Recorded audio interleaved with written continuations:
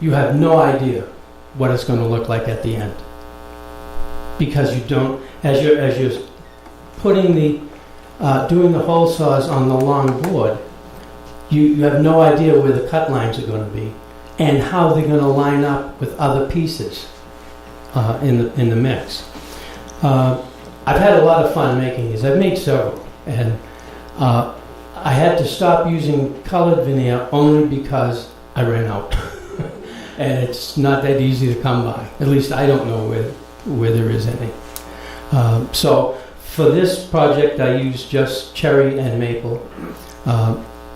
Edge banding, unglued edge banding it's a little bit more difficult to find than pre-glued. Pre-glued seems to be, the standard. But I've never used pre-glued. I always put on my own glue.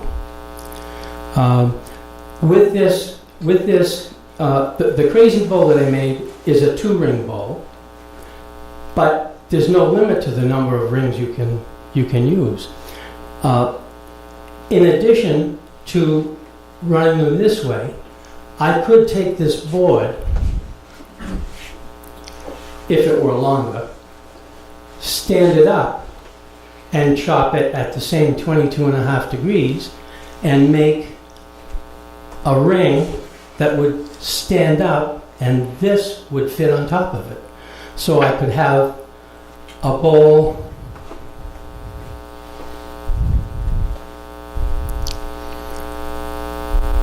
that looks like this shape, but with crazy lines all over it. This is, in fact, sorry.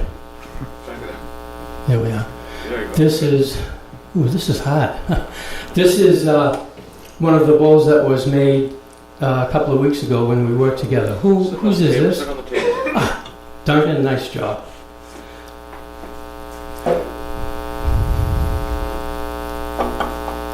Okay. So there's loads of options to how you can use this technique. The cheese boards or the presentation boards, if you don't turn or if you don't want to turn, you could make a scalloped edge bowl like this, or you could make a crazy bowl with horizontal rings going up, or a combination of horizontal and vertical. Wait a minute. Vertical and horizontal. There we go. Be happy to answer any questions. Yes? What was the measurement from your blade to your scalp? I didn't. Normally, I compute the segment length depending on the diameter of the bowl that I want to make. I could have made it I just wanted to be sure I could get 8 pieces out of this piece here. So I don't know what it was. If I was making say a 10-inch bowl, a 10-inch bowl, 10 times pi is 31, divided by 8 pieces, 8 segments per piece would be around, about 4 inches. About 4 inches. Now, that would be the top ring. The bottom ring, if there were 2, would have to be smaller.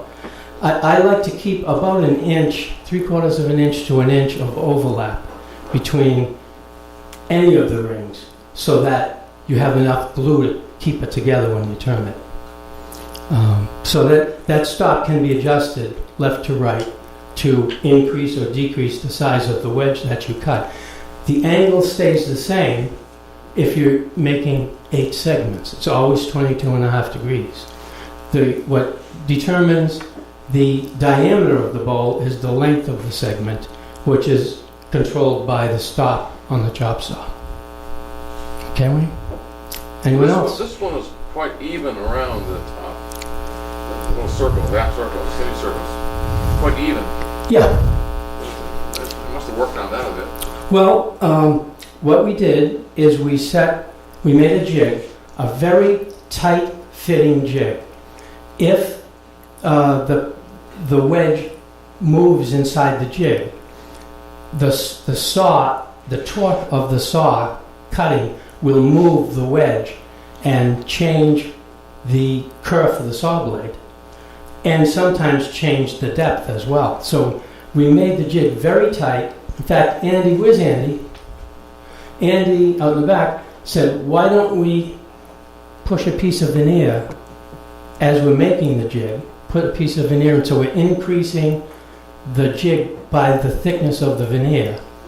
Then put the veneer in, put the wedge in, saw it, pull the veneer out, and now there's room to grab the wedge and remove it.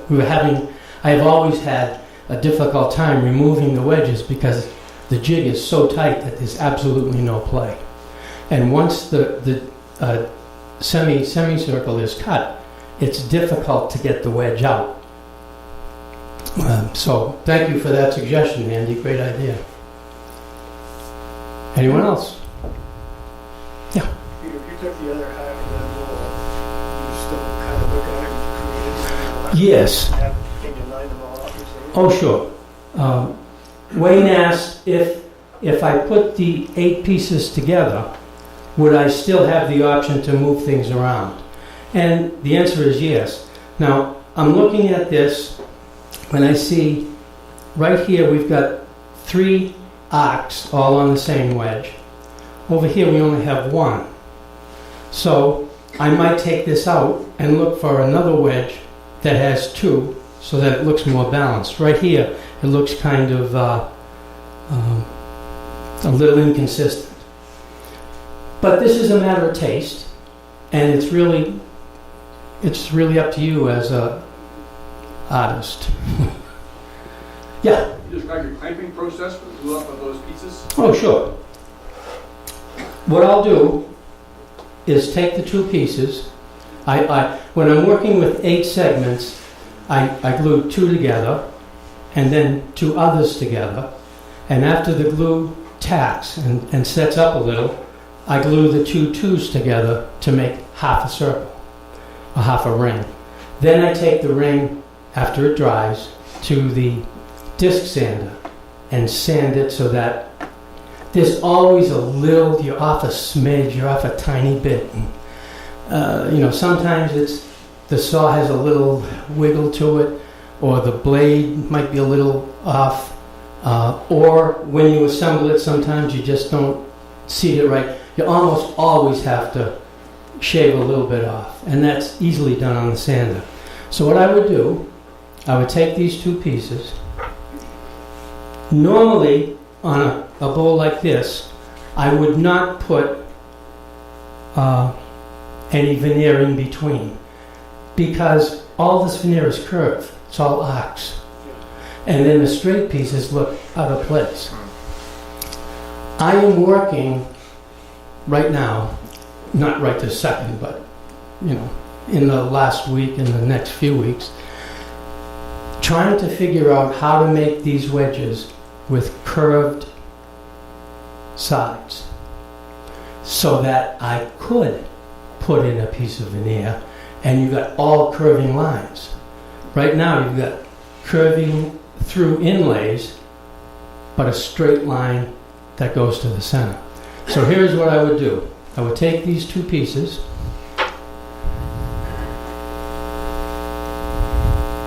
spread some glue on one edge. Now when I first started segmenting, I had worked for many years in the furniture industry. And I was reading about segmenting, and they said, you used end grain, glue the end grain. I said, glue end grain? What are you, crazy? You don't glue end grain. You'll do anything with end grain. And the more I read about it and I started working with it, you really have no choice but to glue.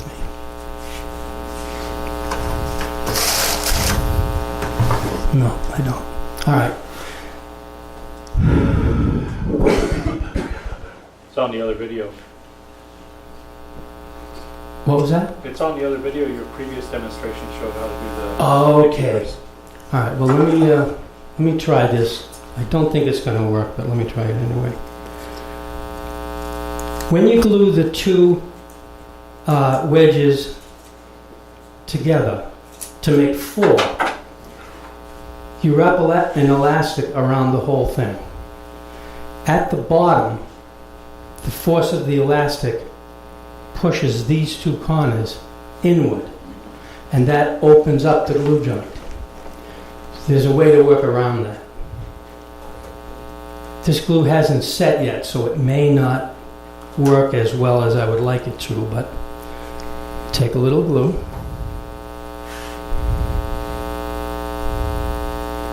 Spread it. Take the other piece. Set it down, rub it back and forth. Set it where you want it to.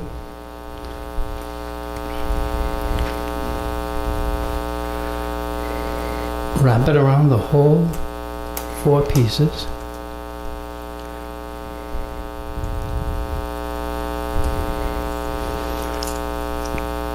This is what I call a keeper. It's just a rectangular piece of wood with an opening about the same size as the width of the wedge. And what you do is you hook that around the elastic and around the top of the piece. Well, okay, it broke. You hold the elastic like that, and the elastic now is pulling this way instead of this way. And it keeps the pressure where you want it to be. So it's a keeper. Now, I usually make them out of scraps of wood. I made them out of metal coat hangers. I've made them out of cereal boxes, cardboard, anything. It just has to have an opening, a slot like this, wider than the width of the piece that you're gluing. And I've got hundreds of them. Some are cut for wider pieces, and some are cut for 1 inch or 3/4 inch pieces. And what that does is it really speeds up the assembly process. Where before I would have to wait 15 or 20 minutes for the glue to dry, then glue the 2 halves together and just hold them. Now I get the elastic to do the work. So, now the next step for this would be to equalize it, sand it, to get these 2 surfaces perfectly flat. And the same over here, get those perfectly flat, butt the 2 halves together with some glue, of course, put an elastic around the whole thing, and just wait a half hour or so until it tacks up. Then you have a ring. Now, on a bowl, you usually have more than 1 ring, so you'd have to repeat this process again to get the second ring. It takes about 5 or 6 minutes to drill this piece, drill the openings.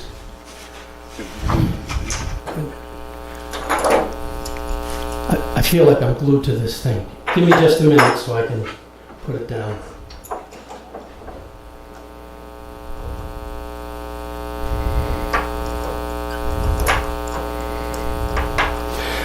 The way I found out about these keepers, I was gluing the pieces together just like I did here. And of course, the piece pulled, the elastic pulled the corners to each other and opened up the joint. I grabbed it and I squeezed it back together again, and I don't want to ruin this, so let me just hold this for a while. I got to get a clamp. Oh, the clamps are in the garage. I walked through the house, couldn't find the clamp. Meanwhile, I'm holding this. By the time I went back to the bench and put it down, the glue had dried enough that the elastic could be taken off and the piece didn't fall apart. So I stopped and I said, what did I just do? And I thought about it. I said, I see what's happening now. And I've been using keepers ever since. Any other questions? Yeah. Wouldn't you have a smaller elastic and slip it over the end to hold it? Just thinking. How do you mean? Smaller elastic. You've got the elastic around the piece. Yeah. Holding it like this. Just Yeah. slip another smaller elastic. It's sometimes hard to get that under and around. I understand what you're saying. Yeah, that would essentially be a keeper too. Yeah. I like to keep the bottom of the wedge is on a flat surface, and with an elastic there, sometimes, if you use a little too much glue, it sort of droops because it hasn't tacked up yet. But yeah, that's essentially the same thing. Any other questions? Okay, Okay. thanks, Peter. You're welcome.